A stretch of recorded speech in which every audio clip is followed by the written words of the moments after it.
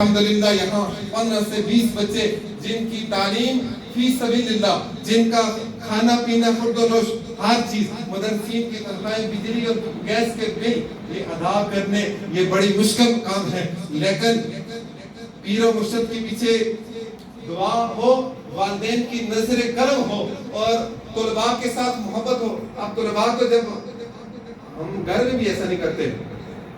جس گھر کے اندر 3-4 بیٹے ہوں، والدین اس جگہ بھی یہ نہیں کرتے کہ پہلے بچے کھائیں گے اس کے بعد والدین کھائیں گے، لیکن الحمدللہ ہمارے ادارے کو یہ منفرد اعزاز حاصل ہے اللہ اور اس کے رب کی کرم نوازیوں سے کہ پہلے طلباء کو کھلایا جاتا ہے، بعد میں استاد کھاتے ہیں۔ اور یہ بھی نہیں کہ استاد کے لیے روسٹ کیا جائے اور بچوں کو پانی دیا جائے، یہ نہیں، الحمدللہ جو چھوٹے بچے کو کھلایا جائے گا وہی استاد کھائیں گے۔ اور اس مشکل وقت کے اندر ایک اور بات بھی کرتا ہوں، ہم سکول کے جو ٹیچر ہیں نا ان کے پیچھے پڑھتے ہیں، یہ ماسٹر ممتاز صاحب بڑے محبت والے ہمارے بیٹھے ہوئے ہیں، میری بات سے ناراض نہیں ہوں گے انشاءاللہ۔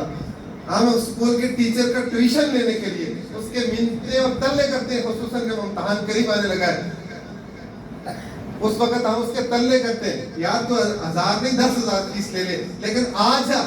میرے بچے کو ٹیوشن تو نہیں پڑھانا ہے۔ اور سکول کے اندر جو اس کو مراد ملتی ہے ایک مہینے میں کم از کم 10 چھٹیاں اس کی، اور اس کی تنخواہ اگر اسے پوچھو یا ڈاکٹر کسی سے پوچھو کہ تیری تنخواہ کتنی ہے تو وہ کم از کم یہی بتائے گا 80,000 80,000 یا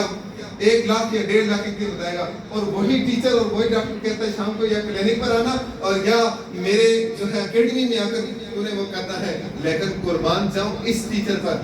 آج آپ نے دیکھا آٹے کی صورت میں ملک کی جو حالت ہے اس وجہ سے لوگوں کو لائنوں میں کھڑا دیکھا، کسی ایک جگہ مجھے بتائیں کوئی عالم دین، کوئی حافظ قرآن، کوئی امام مسجد جو ہے وہ لائن میں کھڑا ہو کر آٹا لے رہا ہو۔ لیکن قربان جو اس پر کہ انہوں نے کیا کیا، رات کو 11 بجے بھی اگر کسی کو تکلیف ہوتی ہے استاد جی دم ڈالنا تو بھی حاضر، بچہ پیدا ہو اذان دینی ہے تو بھی استاد جی حاضر، بچہ جو ہے اس دنیا سے اگر کوئی بندہ چلا جاتا ہے تو اس کی جو ہے